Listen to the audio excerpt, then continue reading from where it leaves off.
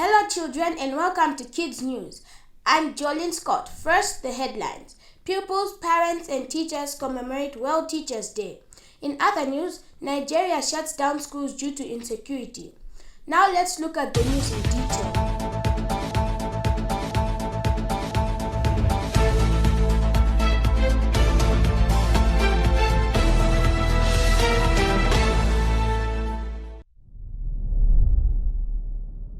Now let's look at the news in detail. Wednesday, the 5th October is World Teachers' Day. Established in 1994, it commemorates the signing of 1996 UNESCO ILO recommendation concerning the status of teachers. To celebrate it, the UNESCO and Education International mounts a campaign each year to give the world a better understanding of teachers and the role they play in the development of students and society. So how did Minimi Montessori in Blantyre celebrate them? Kids News was there and caught up with the teachers, parents and pupils alike. So out of the classrooms, running about doing crazy stuff. Yeah? Okay. Year one, nursery. Nursery. Nursery,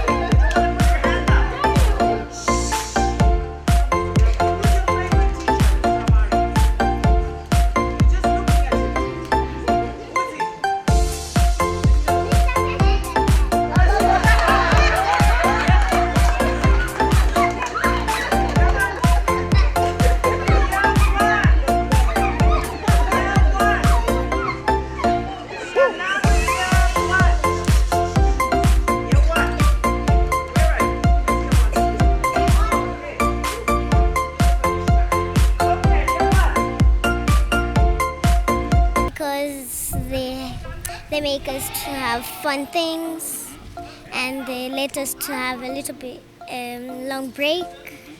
They let us to go to the playgrounds, and they let us to go for a trip. What do they teach you? Math, science, geography, PE, and ICT. ICT. Yeah. What's your favorite subject? Math. Tell us we always learn about 2000s, 1000s, addition, subtraction. Yeah. Yeah.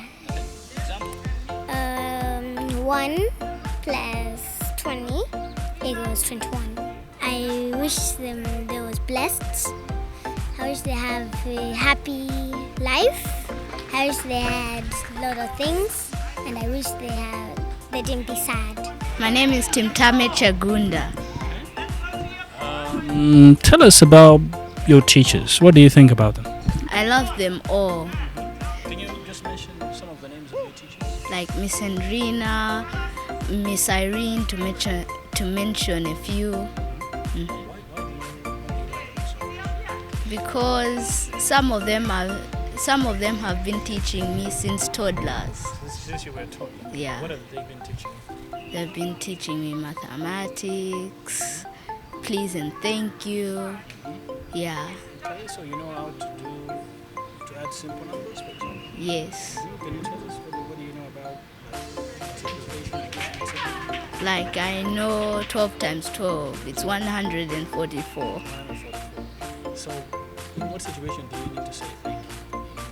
They teach you manners. Yeah.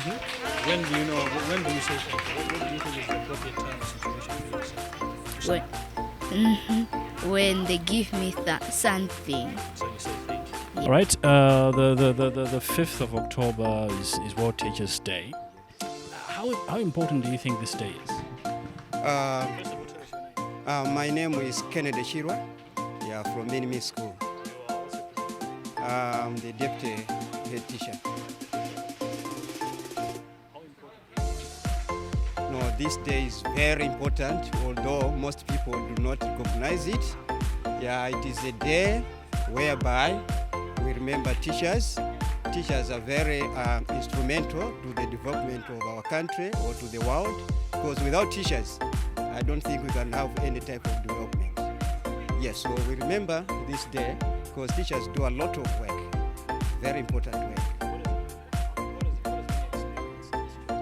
Yeah, in teaching there's a lot to experience, and we experience a lot.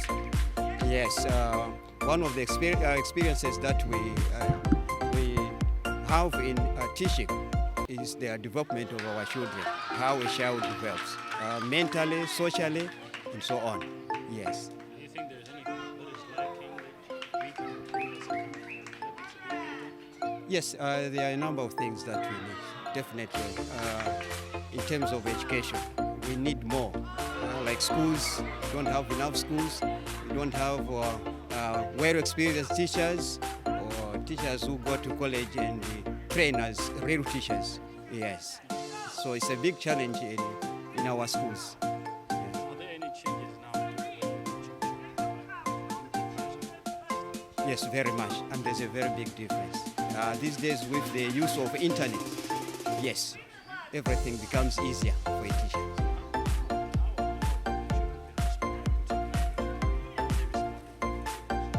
That's very positive. Yes, very positively. And they are the ones who, in fact, know technology better than the old ones. Yes, they are very quick to learn the technology of nowadays. Yes, you are welcome. Good morning, class.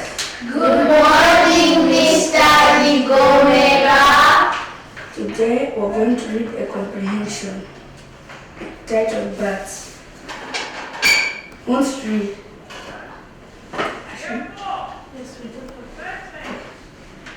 I had reached a deep ravine in the great limestone rocks of Somerset. There are dozens of caverns, and most of them afford a shelter for bats of 6 or 7 different species. Horseshoe bats are abundant, like the huge chrysalids of some exotic butterfly. They hang from the walls of the caverns, still, silent, and torpid, but shine an electric torch on their dusky bodies or breathe every so lightly on them, and they flex their legs and draw themselves up tautly to the rock. They are profoundly asleep. In these caverns lives the handsome naturalist bat, a pretty creature with long, almost transparent ears. Its underside is a soft white, very noticeable when the back is on the wing. In fact, among some country flock, this species has been dubbed the white coast bat. Another species known as the whiskered bat also inhabits the same caverns. It has a golden-like expression, and its fur is... Which was the most common bat he found? The most common bat he found was the whiskered bat, and it was the whiskered bat. Which bat was the most difficult to capture and why? The most difficult bat to capture was the barber-steel bat because it wedged itself deep in the crevices. Describe in your own words the type of sleep enjoyed by horseshoe bats. Horseshoe bats preferred to sleep on the wall. Horseshoe bats like to sleep upside down, and when a torch or a flashlight shines at them, it will flex its legs open. Which was the rarest bat found in the caverns? It was the horseshoe bat. It was the barber-steel bat. I think it is, because it's not very often that teachers are appreciated. Why is it the case? I'm not sure. I am not sure. I think it's because of this concept that it's your duty, So they don't feel the need, not many people feel the need to show appreciation of it. So when this came around that we found out the date is this year this was the date, we decided let's do that. Even if it's not on a big stage, at least within the school, we'll see which children and which families really appreciate what the teachers are doing for them. Right. And it's actually been amazing. It's amazing in the sense of, and how I felt like today, the feeling is that the appreciation has come in all sorts of forms. The children I had a question from a parent that who said their favorite teacher. What if they have more than one? Then what do they do? Because they were supposed to dress up as their favorite teacher. And I said, well, they must choose their favorite out of those, dress like them, and then give the other ones a hug to say you're my favorite. So that's why some dressed like one, but they were choosing other teachers and stuff like this when we're saying, who's your favorite teacher? So, and it's amazing because some were assistant teachers, some were the specialist teachers, which is like in ICT and PE and art. So it really showed us that the teachers are appreciated regardless. I think they have done their utmost and are doing their utmost. And as we came into this new year, we decided that let's make things a little different and concentrate on the areas that we may have forgotten before. And in the sense, we're talking about the emotional states, their individuality, because sometimes you can lose that. So we've been doing that, and you can just see within a month how different children have been. Their reactions to things, and it's just calm and so the teachers are looking at them as a person, not as somebody they're teaching academics to. So we even have that as clubs, and we've got teachers doing various things with clubs. Yeah. So a little bit, because teachers are not only the ones that teach in schools. Okay, so the ones we do have in our schools are appreciated by their fellow teachers in what they are doing, and they are able to work with each other to ensure that that child is academically sound, is mentally sound, because you can lose a child in a school setting, until something will suddenly happen and you think, oh, but we didn't notice that. So we're trying to make sure that happens. And as parents, as guardians, just as people, we need to know that apart from the academic side or what we do in schools, we need to carry on teaching children as they are out there in the world. So, it is a tough one to answer, but I hope I have answered it. But Okay, I'm Mrs. Bichana, a parent here in Minimi Montessori. I have 2 kids here in year 5 and year 3. Now, today is World Teachers' Day. How important do you think teachers are? Teachers are very important, first of all, because each and every profession needs a teacher, and they play a very good role on our kids. How do you think they've helped to shape the future of your children? A lot. First of all, I have to say they know now to write. They know what they want to be from their teachers, and I know that maybe, hopefully, they are going to fulfill their goals. The new school year started in Nigeria this month, but more than 600 schools are still closed due to surge of kidnappings for ransom by armed gangs.